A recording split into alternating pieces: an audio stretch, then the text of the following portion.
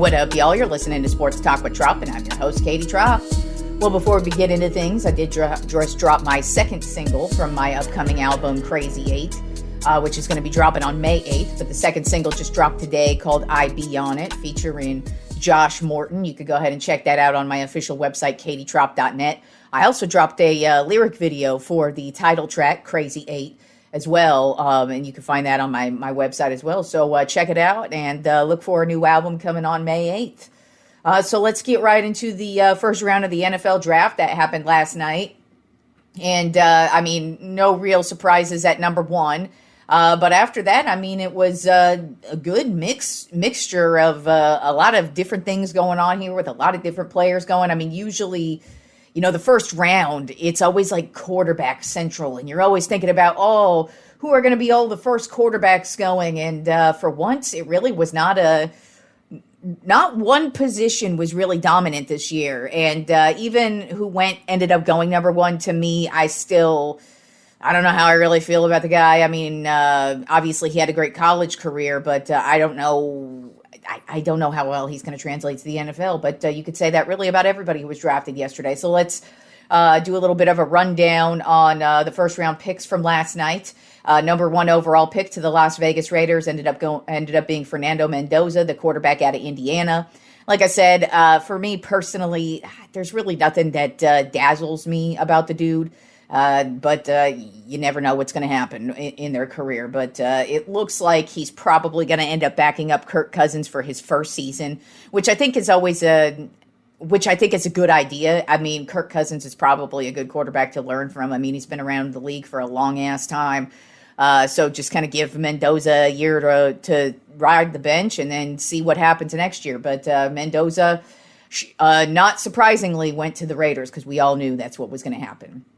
Then at number two, the New York Jets went with David Bailey, the defensive end out of Texas Tech. Number three, the Arizona Cardinals went with Jeremiah Love, the running back out of Notre Dame. Number four, the Tennessee Titans went with Carnell Tate, the wide receiver out of Ohio State.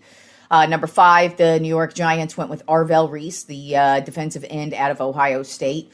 Number six, the Kansas City Chiefs went with Mansour Delane, the cornerback out of LSU. Number seven, Washington Commanders went with Sonny Styles, the linebacker out of Ohio State. The number 8 pick was the New Orleans Saints with Jordan Tyson, wide receiver out of Arizona State. Number 9, Cleveland Browns, Spencer Fano, the offensive tackle out of Utah. Number 10, New York Giants, Francis Mauigoa, offensive tackle out of Miami. Sorry if I butcher any of these names. It's just how it goes. Number 11, Dallas Cowboys went with Caleb Downs, a safety out of Ohio State, which I was absolutely shocked he fell that far and excited he fell that far because that was exactly what the Cowboys needed. They needed a top-tier player on defense, and for me, I felt like it had to be secondary. I think their secondary has been mediocre for the last couple of seasons, and Downs is not only a great safety, but he's also a dude who could play close to the line. So don't be shocked if you see him coming up, maybe not necessarily playing linebacker position, but kind of being in that area on certain occasions, even rushing the quarterback as well. So I'm looking forward to this edition of Caleb Downs as a Cowboys fan. Then at number 12, the Miami Dolphins went with Caden Proctor, the offensive tackle out of Alabama. Number 13, the Los Angeles Rams went with Ty Simpson, the quarterback out of Alabama.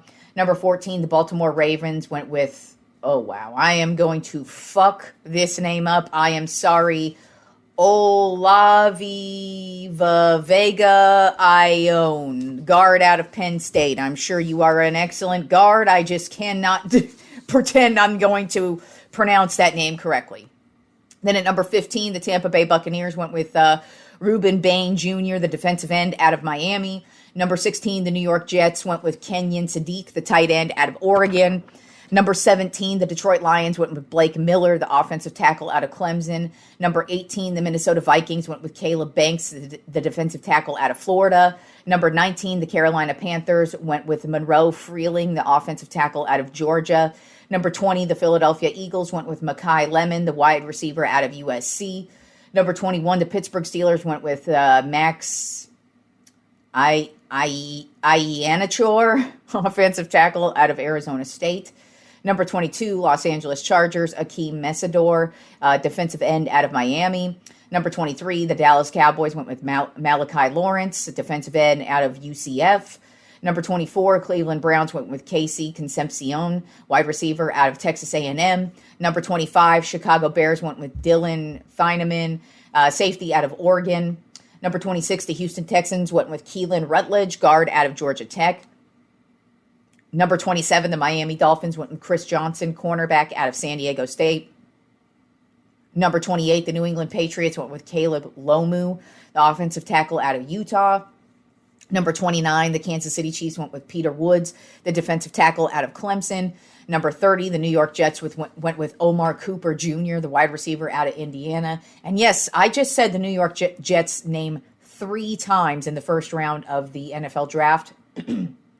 I don't know if that's a good or a bad thing, but they definitely did stock up in this draft for sure. Then number 31 at the Tennessee Titans went with Keldrick Falk, the defensive end out of Auburn. And then number 32, the Seattle Seahawks went with Jadarian Price, the running back out of Notre Dame. So rounds 2 and 3 are tonight. And then the rest of the draft is Saturday, and it will be all over on Saturday. But, as I was saying, I actually didn't even watch the draft last night. I actually ended up watching baseball and the NBA playoffs, just because the draft, it's losing its luster for me every single year. It's turning into...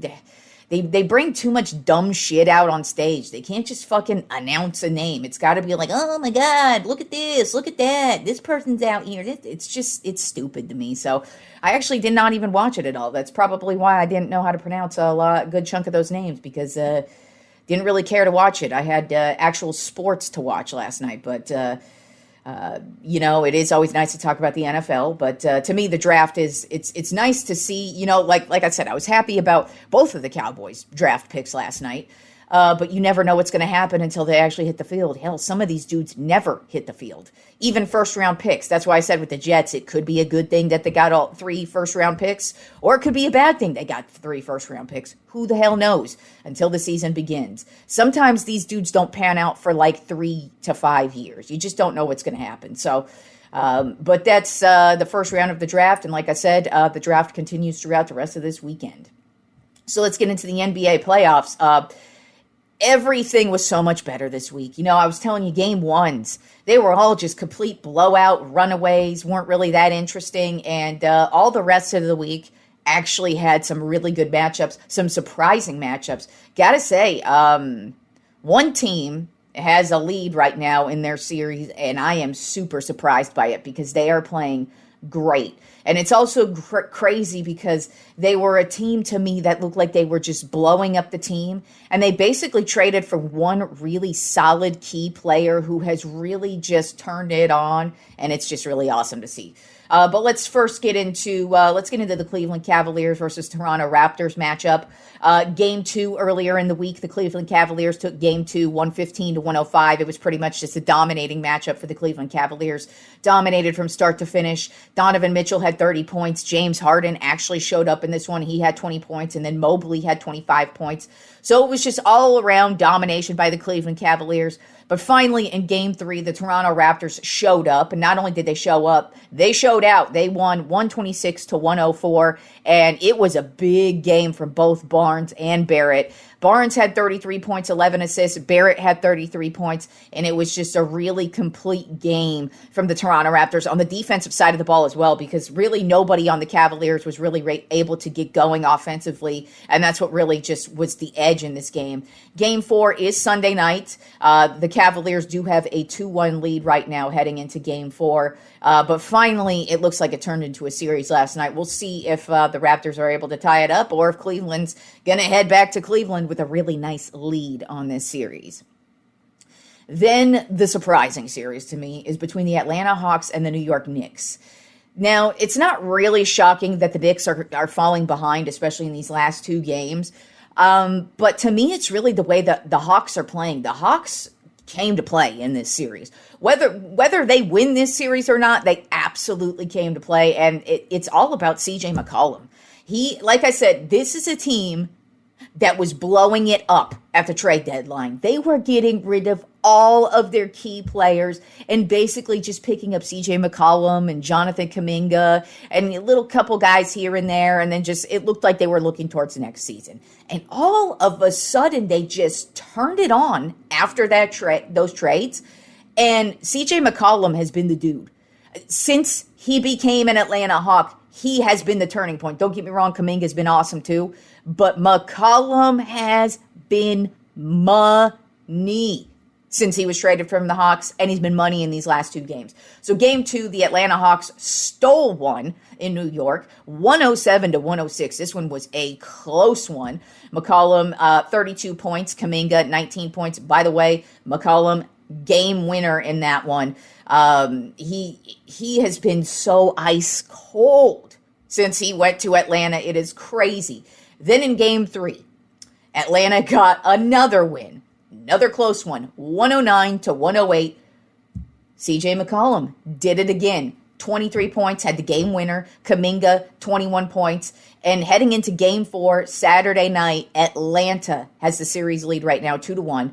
Don't get me wrong, I feel like the Knicks are probably going to turn it around, but even no matter what happens in this series, shout out to the Atlanta Hawks, because like I said, it totally looked like this team was tanking, looking towards next season, potentially looking to maybe go for a lottery pick, for Christ's sake. And here we are. Not only did they make the playoffs, and they were the hottest team after those trades that they made for McCollum and Kuminga and the rest of the crew, basically, almost redid their entire roster, and here they are, absolutely taking it to a really solid New York Knicks team. And we'll see what the Knicks have in this next game. They really have to step it up. Because it's the Hawks' offense is great, but their defense has clamped it down, especially in game 3, because there was this sequence where the Knicks had a chance to actually win the game, but defense at the end took it over, and that's how the Hawks ended up winning in the end there down the stretch.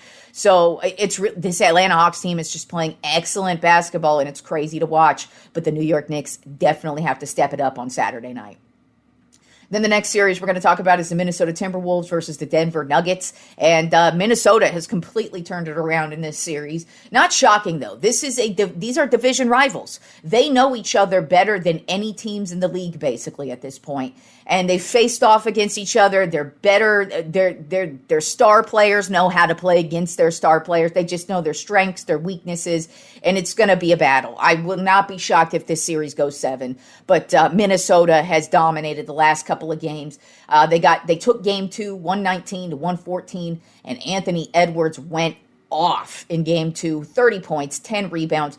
Randall had a great game as well, 24 points, 9 rebounds, 6 assists. And then DiVincenzo, he made some huge plays down the stretch as well, 16 points, 7 rebounds, 6 assists, and some huge defensive plays towards the end. And then game 3, they dominated the Denver Nuggets defensively on this one. All their starters were in double digits. The Timberwolves got the win 113-96. This one wasn't even close. Minnesota was suffocating the Nuggets in this one, defensively especially. I mean, Gobert, he always kind of feels like a soft center. And I hate saying that about him because he's won Defensive Player of the Year a few times, and I know he's a good player, but it's just sometimes it feels like he just wilts like a flower in the big moments, and he did not. He's been having a really solid series overall, but yesterday in game 3, he was dominating. Jokic had one of his worst games of his entire career in game 3. He still had a double-double, but he was so ineffective that the Nuggets could never get going. Jamal Murray could not get going. Aaron Gordon, unfortunately, he was scratched right before the game with a calf injury. I mean, this Nuggets team really was suffocated in this one. Game 4 is Saturday night. The Minnesota Timberwolves right now hold a 2-1 lead headed into Game 4. Then the next series we're going to talk about is the Philadelphia 76ers versus the Boston Celtics. Game 2, the 76ers finally came to play in this one. It was all 76ers all night, shockingly, too, because it's not like the Celtics stars showed up. It just kind of felt like it was Brown and Tatum, and then everybody else faded away. But the 76ers were really suffocating in this one, especially Tyrese Maxey and VJ Edgecombe, and hell, even Paul George was there as well. The 76ers got the win 111-97. Maxey had 29 points and 9 assists. VJ Edgecombe had 30 points and 10 rebounds. That's a rookie, y'all. And he's been so great defensively as well. He has been a fantastic. It sucks because he's a rookie. He's playing fantastic this year, but unfortunately, his season's kind of getting overshadowed by both Con Knippel and Cooper Flagg, because both of those guys are having excellent, record-breaking years. But VJ Edgecombe, his defense is just stellar. And the fact that he dropped 30 and had 10 rebounds as well in a playoff game as a rookie against a good-ass Boston Celtics team, that was great. And then Paul George had 19 points as well. Game 3 is tonight, Friday, and they are tied up in this series 1-1. So we'll see what happens in that one. But good for the Philadelphia 76ers to finally show up in that one. And they might get Joel Embiid back in this one. So we'll see. It looks like he's a game-time decision tonight. Then the next series we're going to talk about is the Portland Trailblazers versus the San Antonio Spurs. And the Trailblazers stepped it up in Game 2. They got a close win, 106-103. Now, here's the thing. Unfortunately, Victor Wembanyama, he smashed his face into the basketball court in the second quarter and ended up leaving in this game because it was obvious. He was out of it. And when I say smashed his face on the basketball court, you got to understand, this is a big, tall-ass motherfucker. So when a guy like this smashes his face onto the court, it's a big deal. I mean, he was very stumbly and wobbly, and you knew he wasn't coming back in that one, and it's possible he may not play in Game 3. So obviously, the Trailblazers were given a little bit of help with Wemby being out the rest of the game, but still, even so, the San Antonio Spurs actually were dominating this game all the way up until the fourth quarter. The Trailblazers were down by 14 at one point in the fourth quarter, and all of the sudden, Scoot Henderson and Drew Holiday just went off. Scoot had 31 points.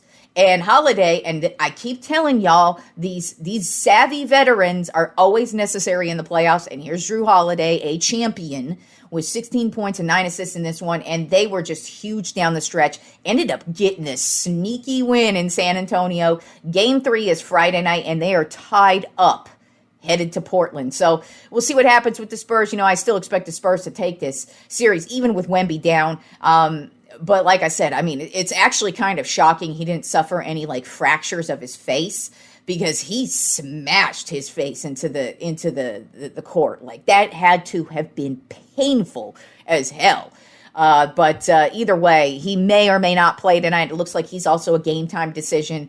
But don't be shocked if they take him out at least one more game, because I kind of feel like the Spurs, they could survive a couple more games without him. This is a very deep, very good, very talented Spurs team, even without Victor Wembanyama. But they're definitely going to need Wemby to win a championship. Then the next series we're going to talk about is Los Angeles Lakers versus the Houston Rockets. And my Lakers are just dominating these Houston Rockets. I mean, I told y'all, ain't nothing to worry about with LeBron James. Dude might be old as the hills and twice as dusty, but the motherfucker can still ball like there's no tomorrow. And I knew we were getting playoff LeBron. I knew this guy was not going to fall back. I know he doesn't have a problem with it being all on his shoulders. I was just saying, to win a championship, we are going to at least need some help from Reeves and Luka. And we may actually get Reeves back tonight, which is great. But the Lakers are dominating the Rockets. They dominated game 1. But the Rockets did end up getting Kevin Durant back in this one, but it didn't matter. The Lakers smashed the Rockets 101-94. LeBron, 28 points, 8 rebounds, and 7 assists, and had some monster dunks. Sometimes when I see LeBron dunking this year, it feels like it's that extra little oomph on it. I still got it, y'all. You need to watch out for me. I'm still LeBron James. You can fall back and act like I'm the old dude in the building. Nah, I got rings. I know what I'm doing, motherfuckers. I'm still LeBron. But Marcus Smart stepped it up huge in this one, not only defensively, but offensively as well. 25 points, 7 assists, and 5 steals in this one. And Luke Kennard has been so sneaky in these last couple of games. 23 points in this one. And the Lakers have a 2-0 lead headed into game 3, which is Friday night tonight in Houston. And like I said, looks like we're getting Reeves back. I think I read before I started recording that Reeves is for sure coming back. I don't know.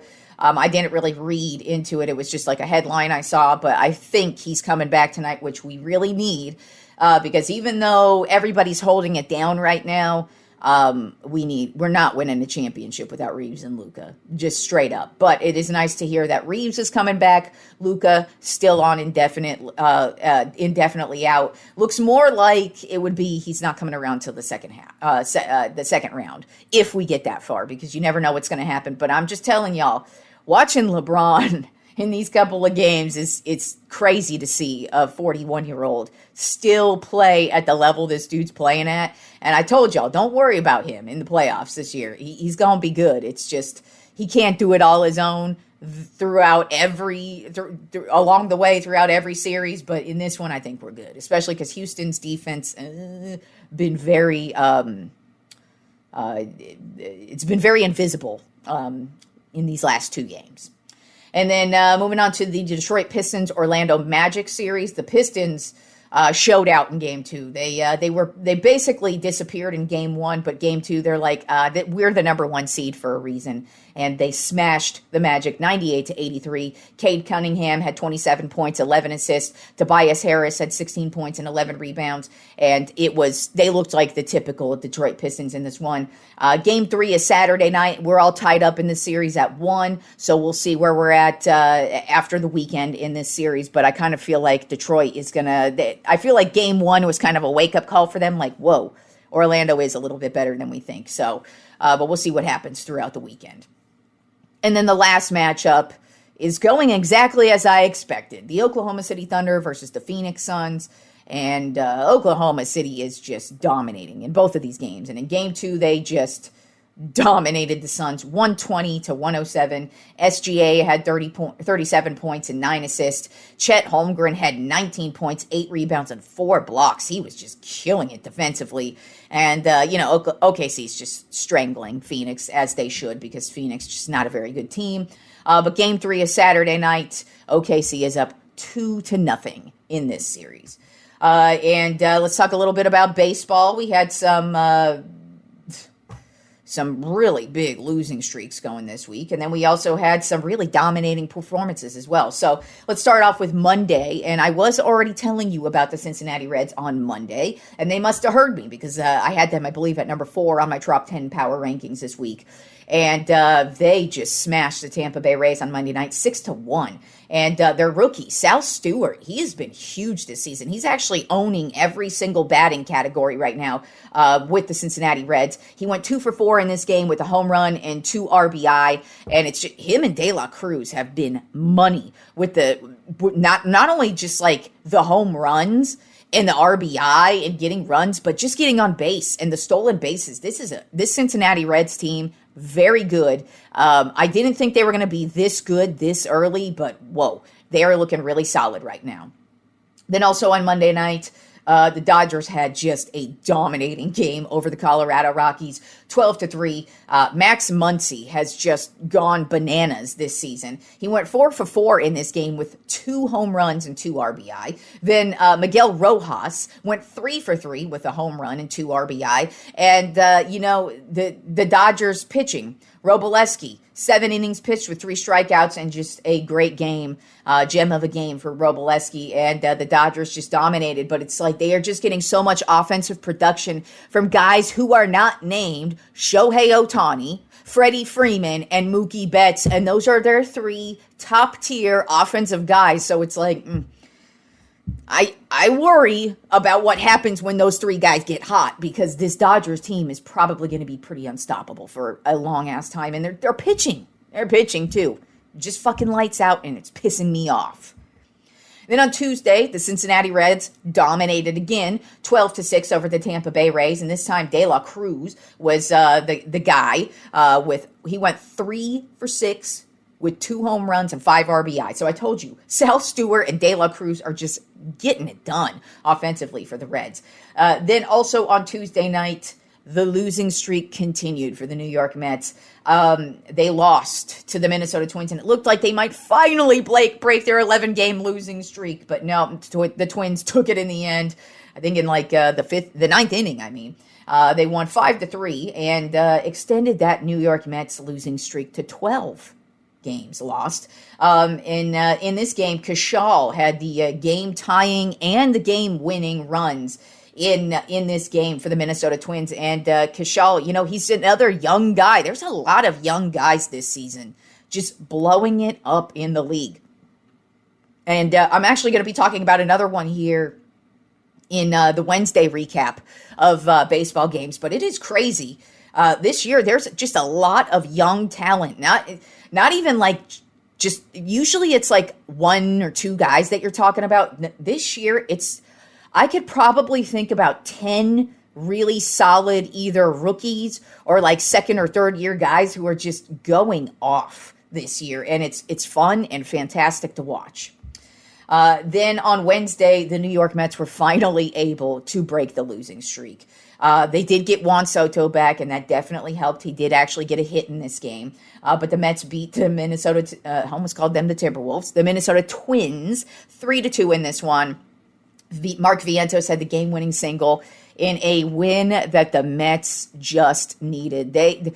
New York sports has just been the laughingstock for years now. I mean, you talk about the Knicks, and it's not even like just current times or past times. It's like all times. It's like the Knicks are always falling apart. The Mets are always falling apart. The Jets, the Giants, hell, even the Yankees are dominating right now, and I'm going to talk about them when we get to Thursday's games. But even the Yankees, they've had their moments where you're like, are you guys ever going to win? And it's just kind of weird because it's like all New York teams basically are becoming the laughing stock of the league. And the Mets are not helping out at all, but they definitely needed to stop the bleeding in that one. And they finally got a win Wednesday. They also got a win Thursday as well. So they've got 2 wins in a row. Congratulations, Mets. But it is very early on in the season. That's why I don't usually trip out about like bad losing streaks, big winning streaks. There's a lot of baseball to be played, y'all. This is April, and anything can happen. And so you look at a lot of things going on, and even though the Mets just had a 12-game losing streak, doesn't mean that when we hit September that they won't have a 12-game winning streak that gets them the division and gets them a really nice, solid, the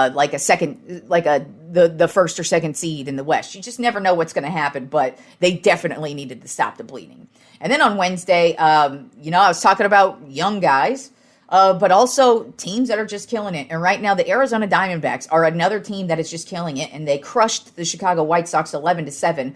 But the White Sox have themselves a fantastic rookie who has also gone off since game 1.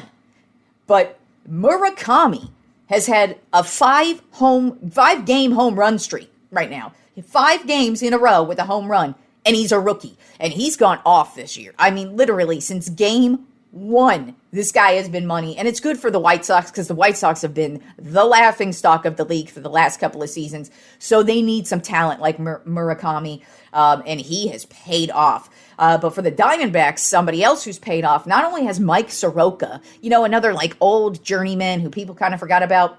Nolan Arenado is another one of those old journeymen who everybody kind of forgot about. Well, guess what? For the Diamondbacks, he's been money. He went 4 for 4 in this game with a home run and 3 RBI in this nice win for the Arizona Diamondbacks. And then yesterday, the New York Yankees swept the Boston Red Sox 4-2.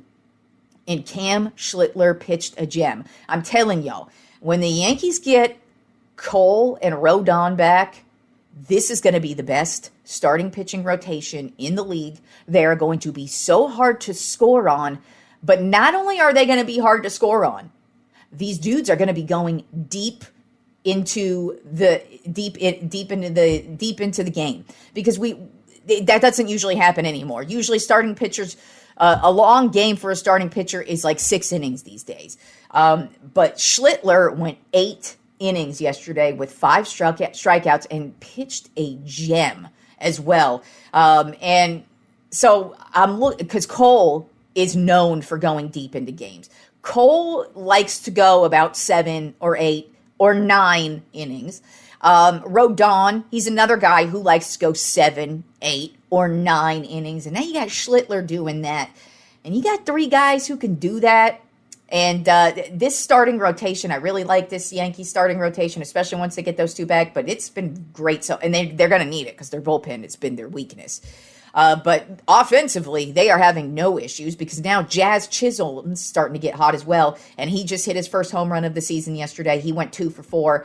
But, you know, I'm telling you, this Yankees team looks like they're going to be getting hotter as the season rolls on because they're getting 2 really solid starting pitchers back. The offense is starting to roll, and they're starting to look really damn good right now. All right, y'all. Enjoy the weekend of sports, and I will talk to you fools on Monday.